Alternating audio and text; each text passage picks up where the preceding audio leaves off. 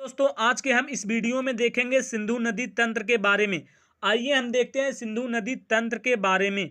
हमारे सिंधु नदी तंत्र का उद्गम जो है तिब्बत के मानसरोवर झील या बोखरचू हिमनद से हुआ है। तिब्बत के बोखरचू हिमनद या मानसरोवर झील से हुआ है हमारे सिंधु नदी का उद्गम। इस सिंधु नदी को जो है तिब्बत में सिंघी खबाब या शेरमुखी के नाम से जानते हैं। किस नाम से जानते हैं? सिंघी खबाब या शेरमुखी के नाम से जानते हैं तिब्बत में। यह सिंधु नदी जो है हमारे भारत में दमचौक नामक स्थान से प्रवेश करती है। यह सिंधु नदी हमारे भारत में दमचौक नामक स्थान से प्रवेश करती है। इसी सिंधु नदी के किनारे जो है लद्दाख का लेह नामक जिला स्थित है और यह सिंधु जो है हमारे लद्दाख में एक सबसे बड़े गार्ज का निर्माण करती है जिसका नाम है बुंजी गार्ज। हमारे भारत का सबसे गहरा या बड़ा गार्ज कौन सा गार्ज है? बुंजी गार्ज। और यह नदी हमारी आगे चलकर पाकिस्तान में चिल्लास नामक स्थान से प्रवेश कर जाती है और यह नदी आगे जाकर जो है कराची बंदरगाह के पास अरब सागर में गिर जाती है। अब हम देखेंगे इसकी सहायक नदियाँ। किसकी? सिंधु नदी की सहायक नदियाँ देखेंगे। सबसे पहले हम देखेंगे दाएं साइड की सहायक नदियाँ। दाएं साइड की सहायक नदियाँ कौन कौन सी हैं? श्योक, हुंजा, गिलगित। कौन सी? श्योक, हुंजा, गिलगित, काबुल, कुर्रम, गोमल। कौन कौन सी? श्योक, हुंजा, गिलगित, काबुल, कुर्रम, गोमल। ये हमारी जो है सिंधु की दाएं साइड की सहायक नदियां हैं। अब हम देख लेंगे भारत की कौन कौन सी सहायक नदियां हैं सिंधु की।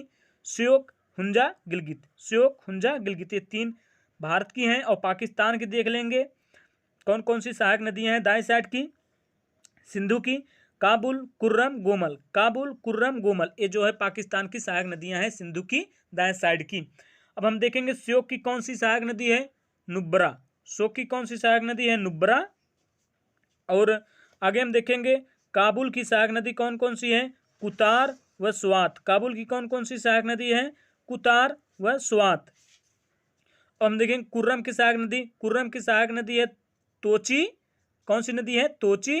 और गोमल की सहायक नदी कुदर व झोब। कुदर व झोब गोमल की सहायक नदी है। अब हम देखेंगे सिंधु नदी की बाएं साइड की सहायक नदियां। तो बाएं साइड की सहायक नदियां कौन कौन सी है? झेलम, चिनाब, राबी, ब्यास, सतलज। कौन कौन सी हैं? झेलम, चिनाब, राबी, ब्यास, सतलज। अब हम देखेंगे झेलम का उद्गम स्थल। झेलम का उद्गम स्थल जम्मू कश्मीर के वेरीनाग झील के पास शेषनाग झील से हुआ है और यह झेलम नदी जम्मू कश्मीर से होते हुए बूलर झील से गुजरते हुए जो है पाकिस्तान में प्रवेश कर जाती है। जम्मू कश्मीर से होते हुए बूलर झील के पास से गुजरते हुए पाकिस्तान में प्रवेश कर जाती हैं। और यह बूलर झील जो है हमारे भारत की सबसे बड़ी मीठे पानी की झील है। बूलर झील हमारे भारत की सबसे बड़ी मीठे पानी की झील है। आगे हम देखेंगे चिनाब नदी का उद्गम।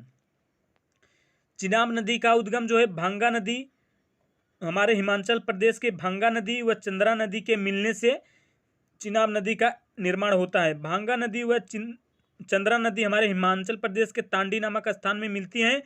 वहीं से चिनाब नदी का निर्माण होता है। यह चिनाब नदी जो है हिमाचल प्रदेश होते हुए जम्मू कश्मीर होते हुए जो है पाकिस्तान में झुंग नामक स्थान पर जो है चिनाब नदी में झेलम नदी पर मिल जाती है। और जब ये दोनों नदियाँ मिलती हैं तो यह अब किस नाम से आगे जानी जाएंगी? तो जो है जिसकी गहराई ज़्यादा रहेगी उसी के नाम से जानी जाएंगी। तो यहाँ पर चिनाब नदी की गहराई ज़्यादा रहती है तो यह नदी जो है चिनाब के नाम से ही आगे जानी जाती है। अब आगे हम देखेंगे रावी नदी। रावी नदी जो है हमारे हिमाचल प्रदेश के भांदल व तंतागिरी ग्लेशियर की दो धाराएँ निकलती हैं। वो दोनों धाराएँ हमारे हिमाचल प्रदेश के बाड़ा भांगल स्थान पर मिलती हैं। वहीं से जो है हमारी रावी नदी का निर्माण होता है। यह हमारी रावी नदी जो है हिमाचल प्रदेश होते हुए पंजाब होते हुए जो है पाकिस्तान में प्रवेश कर जाती हैं, जाके चिनाब नदी से मिल जाती हैं। ये जो दोनों नदियाँ जहाँ पर मिलती हैं तो इन दोनों नदियों में जो है चिनाब नदी की गहराई ज़्यादा रहती है। तो चिनाब यह दोनों नदियाँ जो है जहाँ पर मिलती हैं आगे जो है चिनाब नदी के नाम से ही जानी जाती हैं। आगे हम देखेंगे ब्यास नदी।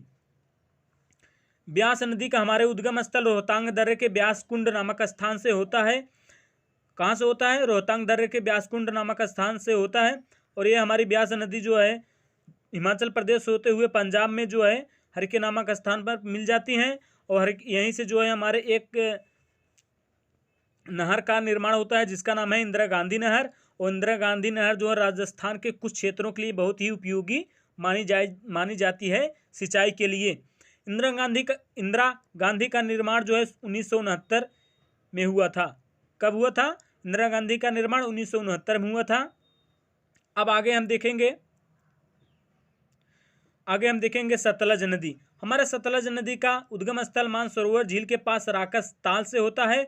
यह हमारी सतलज नदी शिपकला दर्रे से होते हुए हमारे हिमाचल प्रदेश में शिपकला दर्रे से हमारे भारत में प्रवेश करती है।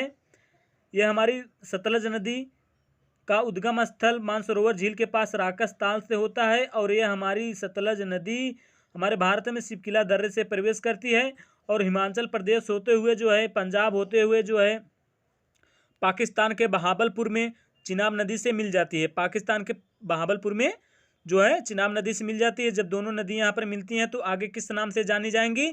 तो चिनाब के नाम से ही जानी जाएंगी, क्योंकि चिनाब की गहराई ज़्यादा रहती है। तो ये हमारी चिनाब नदी जो है जाकर इन सब नदियों का जल लेकर जो है सिंधु नदी से मिल जाती हैं।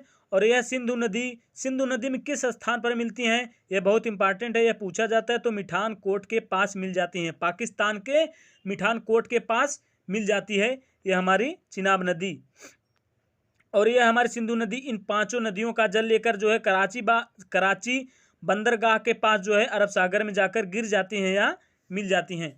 हमारे सिंधु नदी की लंबाई 2880 किलोमीटर कहीं कहीं मिलता है, कहीं कहीं 3180 किलोमीटर मिलता है। कितना? 2880 किलोमीटर या 3180 किलोमीटर। और हम देखेंगे झेलम नदी की एक सहायक नदी है जिसे हम नीलम नदी के नाम से जानते हैं। जब यह हमारी नीलम नदी पाकिस्तान में जो है नीलम के नाम से जानी जाती है और जब यह हमारे भारत में प्रवेश करती है तो यह जो है किशन गंगा के नाम से जानी जाती है। तो हमारे हमारे झेलम नदी की सहायक नदी कौन सी है? किशन गंगा या नीलम, जो भी रहेगा आप ऑप्शन में टिक करेंगे। ठीक है। अब आगे हम देखेंगे दोआब के बारे में, यानी कि सिंधु नदी और झेलम नदी के बीच कौन सा दोआब पाया जाता है, यानी कि कौन सा क्षेत्र पाया जाता है, कौन सा दोआब पाया जाता है।